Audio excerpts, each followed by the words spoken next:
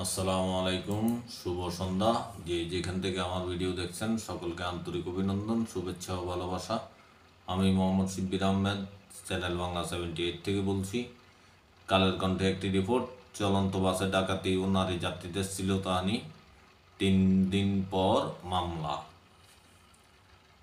খবরে বলা হয়, চলন্ত বাসে ডাকাতি ও নারী যাত্রীদের শ্লীলতাহানির ঘটনার 3 দিন পর টাঙ্গাইলের মির্জাপুর থানায় মামলা করা হয়েছে। শুক্রবার 21 ফেব্রুয়ারি সকালে বাসের যাত্রী নাটোরের বড়াই গ্রামের উপজেলার চকবড়াই গ্রামের মুজাহের আলীর ছেলে ওমর আলী বাদী হয়ে মামলাটি দায়ের করেন। মামলার নম্বর 17। গত সোমবার 17 ফেব্রুয়ারি মধ্যরাতে ঢাকা রাজশাহী চাপাই রোডে রাজশাহীগামী আমরি ট্রাভেলসের ইউনিক রোড রয়্যালস ময়মনসিংহ ব11-0011 নামের একটি বাসে প্রায় 3 ঘন্টা নির্যাতন চালিয়ে যাত্রীদের কাছ থেকে সর্বস্ব লুটে নেয় ডাকাত দল। এ সময় নারী যাত্রীদের শ্লীলতাহানি করে ডাকাত সদস্যরা।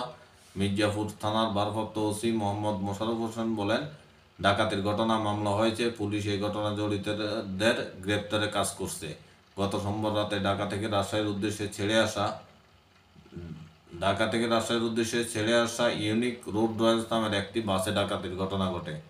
যাত্রীদের ভাষ্যমতে সোমবার রাত 11টায় ঢাকার গাবতলী থেকে বাস ছাড়ে। রাত 12টা 35 মিনিটে বাসে ডাকাতি শুরু হয়। ডাকাতরা বাসটি 3 ঘন্টা ধরে ঘুরিয়ে একই জায়গায় নিয়ে গিয়ে রাত 3টা 52 মিনিটে তারা নেমে যায়।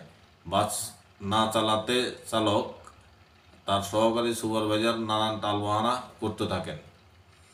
তারা বলেন, গাড়িতে তেল নেই, কিন্তু যাত্রীদের চাপের মুখে তারা রাজশাহীর উদ্দেশ্যে বাস ছাড়েন।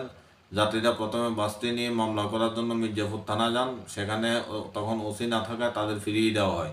খবর পেয়ে মঙ্গলবার সকালে বড়াইগ্রাম থানা পুলিশ বাসটি আটক করে এবং বাসের সুপারভাইজার, চালক ও চালক সহকারীদের গ্রেপ্তার করে।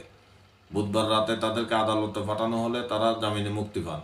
এই ঘটনা 18 ফেব্রুয়ারি নাটোরের বড়াইগ্রাম থানা পুলিশ অভিযান চালিয়ে ওই বাসের চালক বাবলু আলী 30, চালকের সহকারী মাহবুব আলম 28 ও সুপারভাইজার সুমন ইসলাম 33 নামে আটক করা হয়।